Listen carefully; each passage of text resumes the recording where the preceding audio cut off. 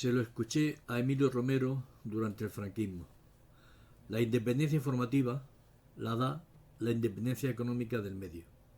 Antes, me refiero a los años donde un servidor echó los dientes de tinta impresa. Finales de los 70 y comienzos de los 80. Sí, del pasado siglo.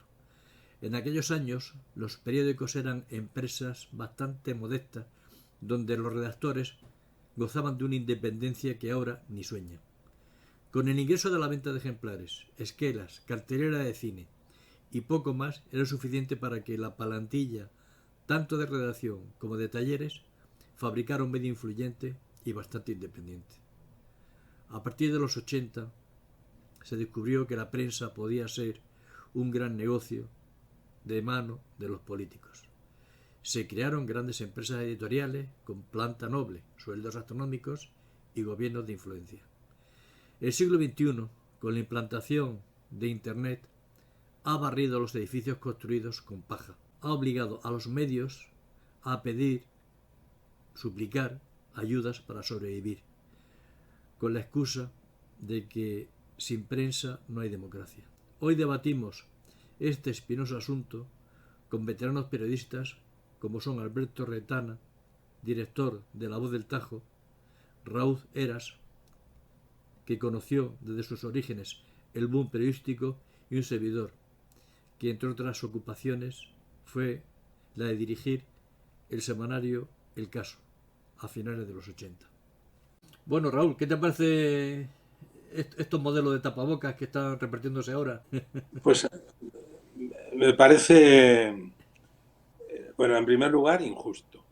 En segundo lugar, una campaña mediática por parte de quien sea para terminar de herir a los medios de comunicación. Al papel, En a un los país, impresos. bueno, y a los no impresos. Es decir, en teoría, esa campaña, como otras muchas, lo que vienen a poner en cuestión es la libertad de información, que ya de por sí está bastante deteriorada por nosotros mismos los periodistas, que somos tan responsables como los editores. Pero yendo al tema que planteabas de la subvención, hay que pensar que España es un país subvencionado de arriba a abajo. Está subvencionada la corona, están subvencionados los partidos políticos, están subvencionados los señores diputados, están subvencionados Los los sindicatos, los sindicatos, empresarios. está Sí, sí, sí. subvencionada la iglesia. Es decir, habría que buscar con lupa aquellos sectores o aquellas empresas que no gozan de algún tipo de subvención, o continuada o en determinadas circunstancias. Con la excusa del COVID y la crisis que ha conllevado en todos los sectores, eh, estamos hablando de subvencionar, o se está pidiendo por parte de las empresas editoras subvención o bien por ERTES, o bien para reajustar plantillas, o bien subvención pura y dura por ingresos fallidos durante esta fecha. Pero hay un dato importante. La prensa escrita ha pasado de vender unos cuantos millones de ejemplares, por ejemplo, en un fin de semana, a apenas llegar a los 200.000 en conjunto. Esa es la auténtica crisis. Y luego, por otro lado, hasta hace unos años, yo voy a decir menos de 10, lo que había era unos medios escritos que pasaban a convivir con los nacientes medios digitales. Pero en cuestión de ese tiempo, lo que han nacido son miles y miles de periódicos unipersonales. Es decir, un blog de cualquier persona pasa a ser un medio de comunicación. E incluso en muchos casos tan seguido o más que un medio con mucho pedigrí.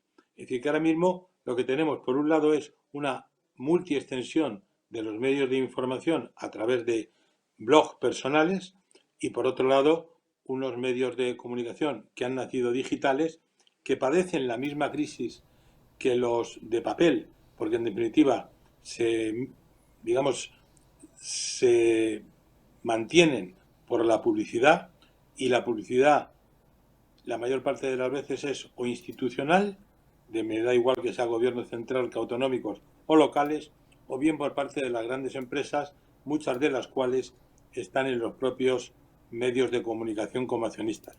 Un ejemplo, el día 28 de este mes, es decir, apenas dentro de 10 días, mal contados, va a producirse la Junta General del Grupo Prisa. Y si miras Y si miramos en la composición accionarial, veremos que el principal socio que aparece con el 29,8% del capital, si llegara al 30 tendría que lanzar una OPA, es un fondo de inversiones llamado Amber, que no se sabe con exactitud a quién pertenece. Su administrador es Joseph O'Gurlian, pero quién está detrás no lo sabemos. Y luego está el Banco Es una de Santander. las empresas relacionadas con Soros. Bueno, Soros o Sí, Soros, sí, con esa. Soros. Bueno, tú dices Soros, otros dicen el anterior presidente de Telefónica, otros dicen que Carlos Slim.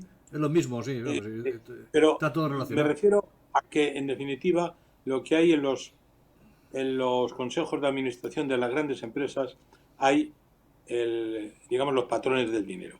Y, en definitiva, que un medio vaya a enfrentarse a sus dueños, pues parece poco menos que una ilusión óptica, ¿no?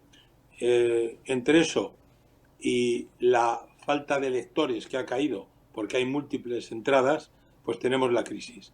¿Y va a haber soluciones? Claro que las va a haber. ¿Se van a repartir subvenciones? Por supuesto. La prensa, que no los periodistas, tienen derecho a subvenciones, igual que cualquier otro sector, como el automóvil. Por ejemplo, ahora mismo se ha aprobado que haya una subvención entre 400 y 4.000 euros a cambio para que se cambien los coches, para llegar hasta el coche eléctrico a 4.000 euros, digamos, de ayudas. Eso es una subvención.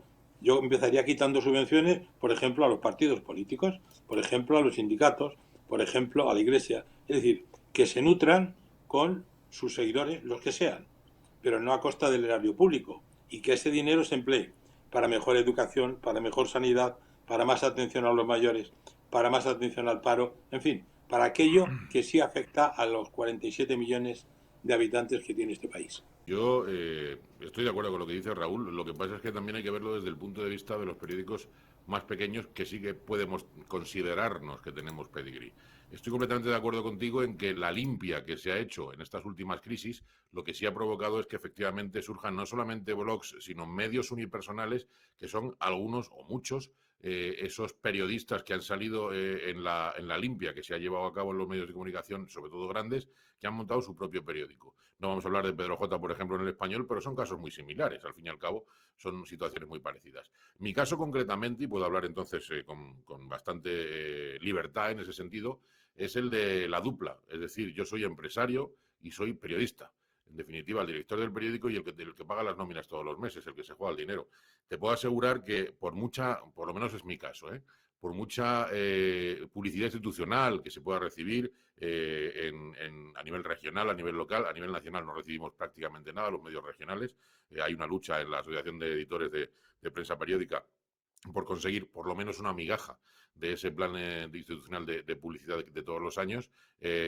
Si tuviéramos que depender, algunos de los medios, y hablo, por ejemplo, de mi caso, de la publicidad institucional al 100%, al 80%, incluso al 50%, cuando cambia de gobierno las situaciones cambiarían absolutamente, porque algunos dicen que son más rojos, otros dicen que son más azules, los medios, quiero decir, y al fin y al cabo esos medios desaparecerían o lo pasarían mal.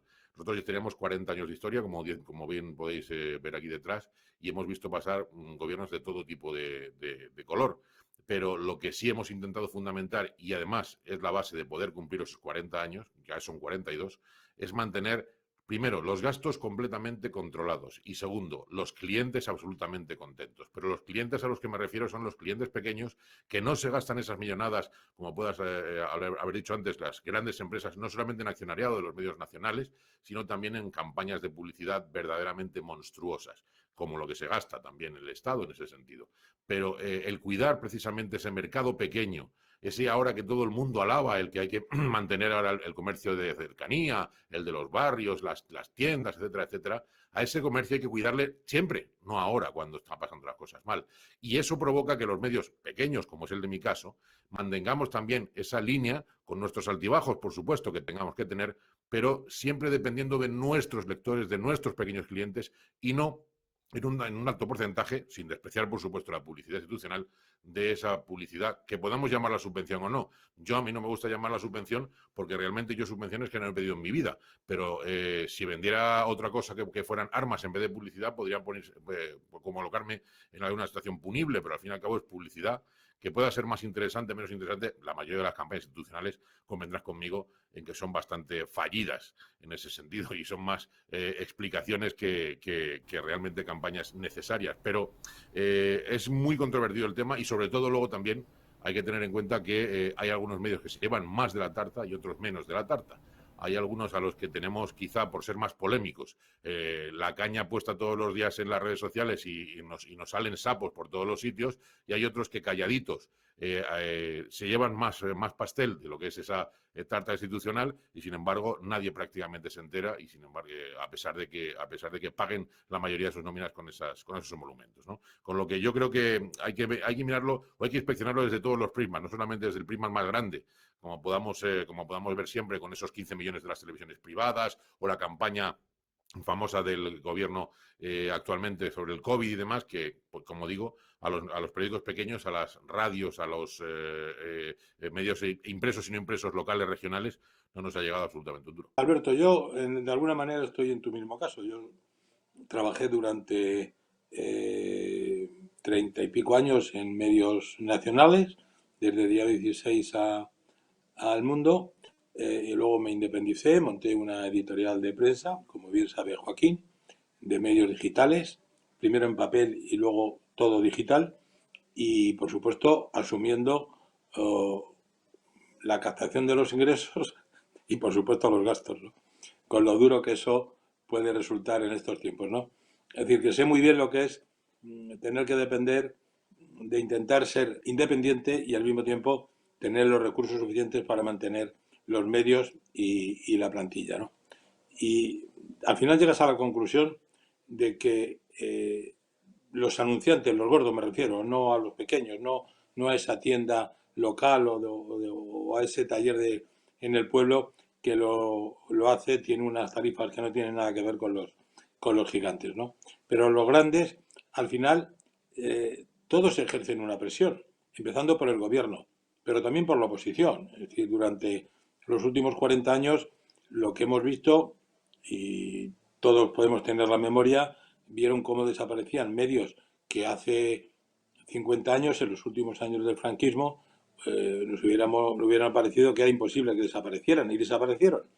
Desde el Ya Católico, al Pueblo de Emilio Romero, al Diario Informaciones, al Diario Madrid, otros nacieron y murieron a lo largo de los primeros años, y ahora mismo estamos viendo cómo algunos, por ejemplo, el Diario 16 se transformó en digital solamente, y ahora lo que se está hablando es si son capaces de sobrevivir los grandes medios como pueden ser El País, El Mundo, La Razón o ABC, yendo hacia el mismo público. Y más de una vez se ha comentado el que deberían unirse y unir cabeceras y unir redacciones. Acabamos también de ver cómo dos diarios digitales como el diario.com y infolibre.com de alguna manera han empezado a unir sus informaciones, sobre todo en los temas de investigación, y más pronto más tarde también van a unir o van a concebir una unión de redacciones y de contención de gastos, porque no hay más remedio. Tiene que cambiar mucho la búsqueda del ingreso con el coste que tiene producir ahora periódicos creíbles y donde la información esté contrastada, investigada y responda a unos mínimos criterios de veracidad. No digo ya que no nos equivoquemos, pero que desde luego no sea tan partidista como estamos viendo en muchas ocasiones, que tal periódico o tales periódicos se han situado al lado de y los otros en contra de. Y se nota tanto que eso hace que haya menos lectores, porque lo que no podemos pretender es engañar al público durante mucho tiempo. Durante un corto de tiempo, sí, pero mucho tiempo, no. Estoy de acuerdo contigo solamente, sino que te refuerzo completamente la opinión. Y es que ahora mismo no somos conscientes de lo que quiere el lector desde los medios de comunicación actuales. Porque si empezamos a pensar en los datos que aportan, por ejemplo, las televisiones o los medios grandes, con la reconversión que han tenido todos ellos, o casi todos, bueno, todos, diríamos todos, a nivel digital. Cuando hablan, por ejemplo, del share de la televisión y el alcance que ha tenido, 5 millones de espectadores, que eso ya es un absoluto lujo, o tantos millones de lectores que ha tenido tal cabecera, tal día, por tal pico de información con esa exclusiva. Es que estamos hablando de 5 millones de lectores contra 47 millones de habitantes. ¿Qué leches están haciendo los otros 42 millones de personas cuando los 5 millones famosos del pico de share han estado viendo Telecinco, Antena 3, Televisión Española o La Sexta? ¿Qué hacían esos 42 millones de personas? Ni se estaban informando, ni estaban consultando medios digitales, ni estaban consultando a esa televisión. Estaban haciendo otra cosa. Con lo que al final, lo que tú estabas diciendo, Raúl, estamos cayendo los medios de comunicación en el seguidismo, ya no solamente partidario, sino en el seguidismo de la información política que cada vez es más, primero, nauseabunda y segundo, rechazable por parte del público. La gente está harta de los políticos y al final va a terminar harta de los medios de comunicación porque lo que estamos haciendo es servir en bandeja de plata lo que se le ocurre por la mañana a un líder político y por la tarde al de la oposición. Al fin y al cabo, ya como la gente no les cree, nosotros estamos siendo los carteros de la mentira o los carteros de lo rechazable. Y al final terminaremos, como tú estabas diciendo, en reunir redacciones, en fusionar medios de comunicación, y eso será mucho más fácil, primero, para los políticos que quieran mangonear cualquier medio de comunicación porque solamente tendrán un interlocutor válido, y luego además también la publicidad se encarecerá muchísimo más porque veremos cómo haya jefes de cortijo que dirán sí o no dependiendo de si me interesas o te puedo influir más o menos. En definitiva, creo que estamos en un camino bastante rechazable y sobre todo nos estamos reconvirtiendo bien en lo que realmente deberíamos llevar a cabo, que es un servicio público. Yo, que por obligación y por curiosidad intento mirar lo que hacen fuera, es conveniente ver lo que están haciendo en Estados Unidos y lo que ya ha pasado en Estados Unidos y que aquí más pronto que tarde va a llegar. En Estados Unidos, desde el Washington Post a las televisiones, ya no ven la publicidad como la principal fuente de negocio, ni siquiera el acumular millones de lectores, como pasa aquí todos los días que vemos que los diarios dicen que ya tenemos tantos millones de páginas vistas, tantos millones de lectores únicos, etcétera. No, por ejemplo, una empresa como Piano, no confundir con un piano de música, lo que hace es el tráfico de datos. Y a través del tráfico de datos lo que hace es una especie de gran almacén, y lo que vende es como un gran almacén, como si fuera un departamento comercial de un gran almacén. Ya no es tanto el número de páginas vistas como los productos que se pueden vender a través de.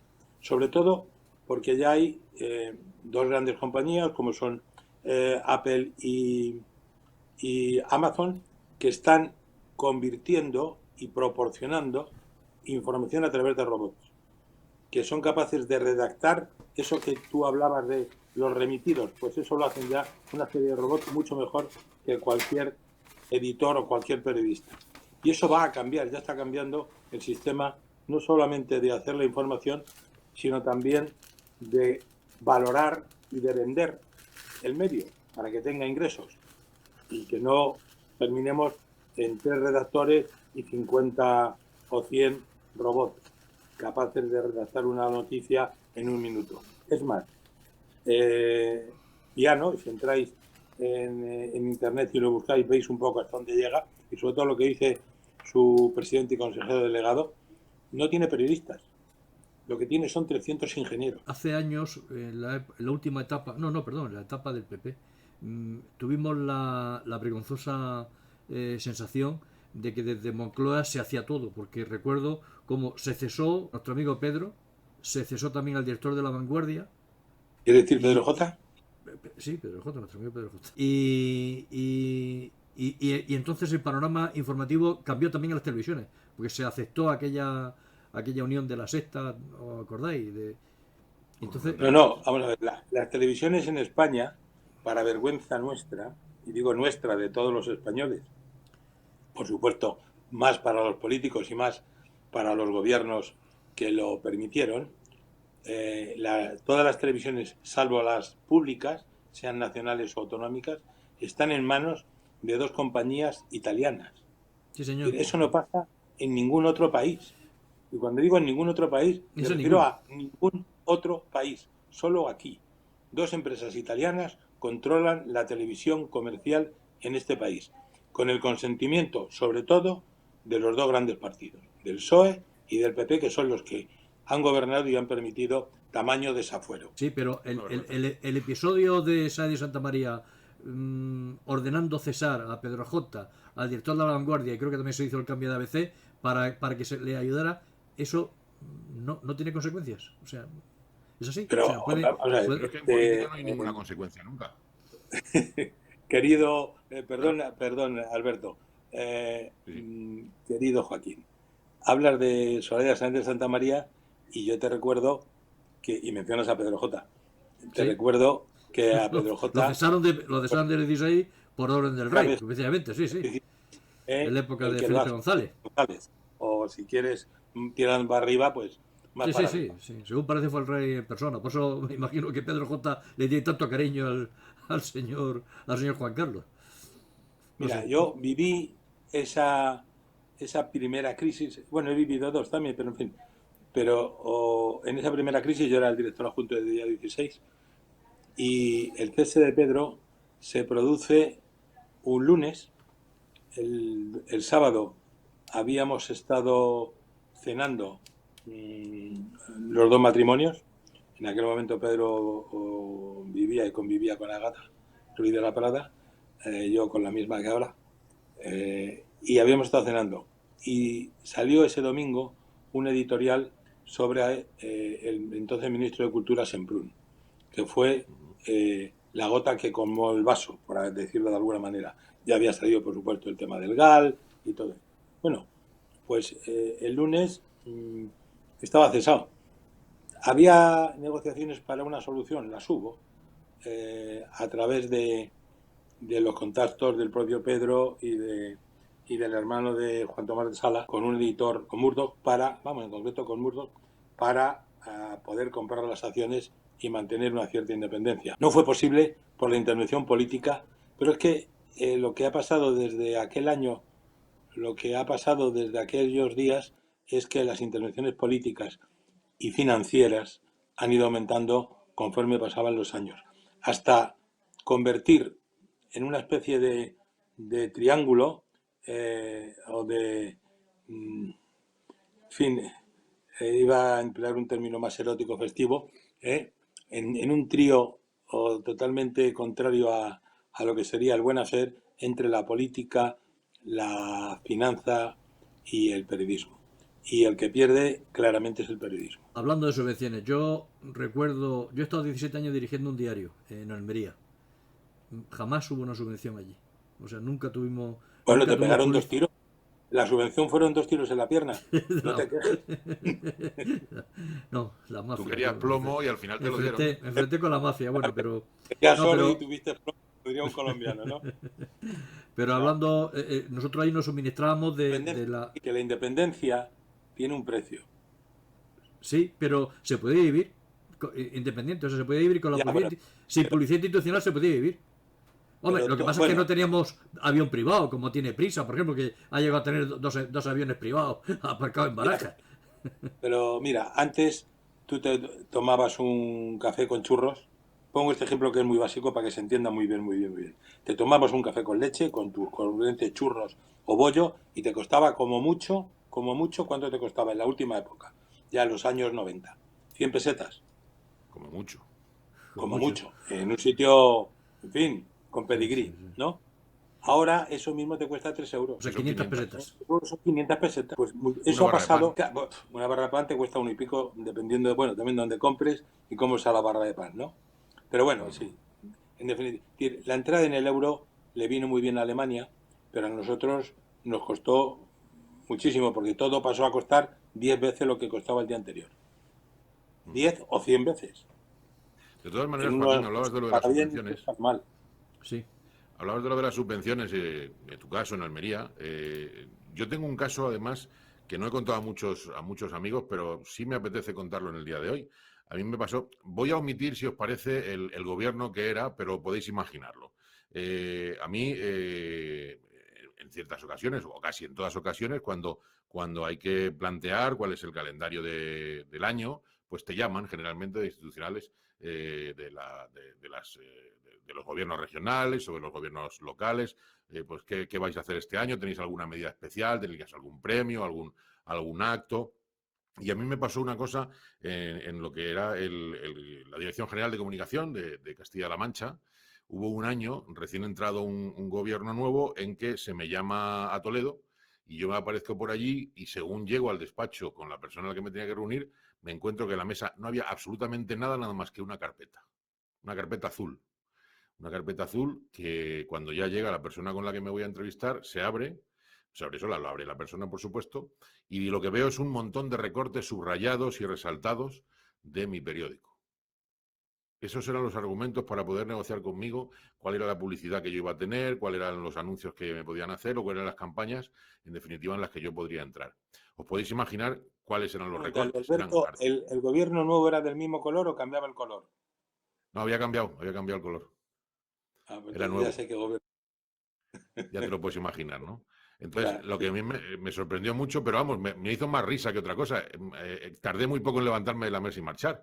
De hecho, durante esos 4 años, ya os he dado más pistas todavía, yo tuve que apañármelas como pude y sigo aquí, que es la ventaja de lo que decíamos antes, Raúl, que es que uno puede sobrevivir mientras no dependa en un alto porcentaje de la publicidad institucional. Y yo tenías que me he mantenido. haber llamado a Vicente. A Vicente, bueno, también estuve hablando con Vicente y no te creas tú que encontré demasiada ayuda. Pero Es bueno, una... de cualquier forma, lo que más me sorprendió es ver a los articulistas míos resaltados, subrayados y diciendo que es que habían insultado incluso. Digo, pues aquí sí que tenemos realmente un ejemplo de libertad de expresión y sobre todo de la libertad de información por parte de los garantes de la libertad en este país. Luego también me ha pasado con los contrarios, ¿eh? También me ha pasado con los los contrarios, ¿eh? subrayados eran como medallas para la gente que Sí, no, los no, no. firmaba. Yo creo que eso lo iban a hacer en cuadernos para poder divulgar en las facultades de periodismo. Pero de cualquier forma, también me pasaba con los contrarios. Anteriormente Sí, sí. me No, había pasado porque nosotros en un titular habíamos dicho, este señor ha hecho esto. Y nos llamaban al día siguiente diciendo, ¿qué pasa? ¿Qué os ocurre? Digo, no, no os ocurre nada, que hemos titulado una información que si es falsa, lo más normal es que la digáis que es contraria o que es mentira o nos llevéis al juzgado. Ni juzgado, ni mentira, ni nada. Intentos de compra pura y dura y a tomar viento. Se acaba el problema en un momento dado con un plumazo de dinero. Todo eso Ahora, fue a partir del 82. Antes del 82, en la época de Suárez, yo no recuerdo que presionaran a los periodistas tanto. O sea, puede que se molestaran, me están metido y tal, pero no, eso que empezó con la llegada de los felipistas al poder, no. De hecho, yo tenía en Almería, cuando yo saqué la crónica, tenía una subvención a fondo perdido del Gran Área de expansión industrial de 20 millones concedidas y esperando que me las dieran para pagar rotativas y gastos varios de la empresa que habíamos montado para sacar pero la un diario cobraste. allí. No, no la cobré. También tenía un crédito del Banco de Crédito Industrial que me había concedido por la compra de maquinaria, creo que fueron 12 millones, que estaban firmados ante notario. Nunca me llegó el dinero. Me decía Tomás Azorín, que era el gobernador civil, que no le iba a cobrar porque porque el PSOE no le daba dinero a gente que no era de ellos y tal. Y me decía, yo sé que lo puede llevar al juzgado, pero si aguantas 4 años, 5 años en el Supremo, dice, no te lo vamos a dar. Y no me lo dieron. Con dos narices. De todas maneras, eso en la época de UCD eso no pasaba. O sea, realmente el amordazamiento de la prensa y el comprar voluntades empezó con Felipe González. Pero lo ha contado Raúl antes. Lo ha contado Raúl antes muy detalladamente. Además, yo creo que ha sido una clase magistral que muchas facultades deberían aprovechar, por lo menos en un ratito, para que les pusieran el vídeo de Raúl de antes. Pero hay una cosa muy clara, es que incluso había hasta subvenciones al papel antes del 82, si no Sí, recuerdo señor. mal. Sí, yo tenía una subvención de 2 pesetas por kilo. Claro. Y con eso ya nos dejaban a gusto. Nos dejaban a gusto los medios de comunicación. Sí, nos aliviaban un pelín, sí, era por papel prensa, efectivamente. Iba a OJD pues ahora y te certificaba. La gente que nos paga también. Ahora siguen pensando la gente, los lectores, que siguen pagándonos, no sé si será por el peso de los ordenadores de cada redacción o por el papel, pero siguen pensando que tenemos subvenciones de ese tipo. Sí, por cierto, hombre, ahora se están dando de nuevo subvenciones. Por lo que tengo entendido, se está hablando de que van a empezar a poner publicidad institucional al periódico y tal, y me están llegando notas de que las agencias están pidiendo un descuento del 90% de la tarifa. 99. ¿Y eso te extraña? ¿Eso dónde va?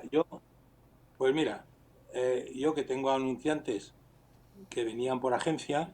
Yo Sí, luego empecé a negociar directamente con empresas porque las agencias, el día que llegó una y me dijo que se quería quedar con el 95% de la tarifa, se acabó. Es decir, las agencias que han negociado, no, habrá de todo como en botica, pero han intentado abusar también a unos niveles increíbles. También porque muchas de ellas están ligadas a los propios medios o a las propias cadenas grandes. Y hay, como diríamos, un convoluto, por emplear un término muy italiano, que lo que hace es restringir todavía más la capacidad económica. Y si te restringen la capacidad económica, están atentando contra el principio básico de la libertad de información, que es muy complicado. Es que es muy complicado intentar, y digo intentar, ser libre, porque asumo que libres del todo no somos ninguno. Todos tenemos algún tipo de hándicap que tenemos que tener. ¿Por qué? Pues porque si no cerrábamos, pero cerrábamos en horas. Ay, si es que la libertad no existe como tú dices, porque todos estamos esposados y esposadas desde hace mucho tiempo, como tú y como yo. Empezando por ahí, imagínate, si estamos mal, mejor dicho bien, no, tampoco quiero que se enfade nadie, por estar casados, digo esposados, al fin y al cabo lo de tener libertad de información es casi imposible. No, también, oye, yo no sé tú, pero en mi caso, mi mujer es una gran consejera. Cuando a mí se me calienta la cabeza, ella me la enfría. Te Me pasa lo dice, mismo que a mí. tranquilo, piénsalo 3 veces antes de escribir esto o decir esto. Así Te que, pasa, no, tenemos el mismo tipo de esposa, entonces. pues sí, oye, en fin, Eso es bueno, ¿eh? sirve. Joder, ver, si no, yo, y Joaquín lo sabe, yo hay 2 libros que están a medio escribir o a 3/4 partes de escribir, o terminarlo una cuarta parte, y que están guardados en un cajón y posiblemente nunca salgan del cajón. Eh, y posiblemente todavía sigo haciendo cosas porque se metieron en un cajón. Y se lo Bueno, tengo que agradecer a mi santa que me dijo, ¿y tú crees que te merece la pena? eso a los amigos hay que Joaquín, enseñárselo. no, Joaquín conoce muchas cosas porque hemos hablado mucho del tema, de alguno de ellos. Hablando de las agencias del ese 99% que piden, que lo están pidiendo, lo están volviendo a pedir. Sí. Yo tengo datos de que algunas de las agencias están ligadas a partidos políticos, con lo cual Pues quizás claro, sea una forma de ayudar de subvencionar al partido político con la publicidad institucional y con. Pero ya no solamente es subvencionar al partido político, sino lo que decíamos antes, o decía Raúl, es controlar al medio de comunicación presionándole para que tenga más o menos publicidad. Y tú te estás refiriendo a los últimos acuerdos a nivel institucional que está llevando a cabo gobiernos regionales. Ya pasó en Madrid, ahora está Sí, para sí, ponerse en sí. funcionamiento en Castilla-La Mancha, en Valencia ya se Y en hizo, Castilla y León también. Sí.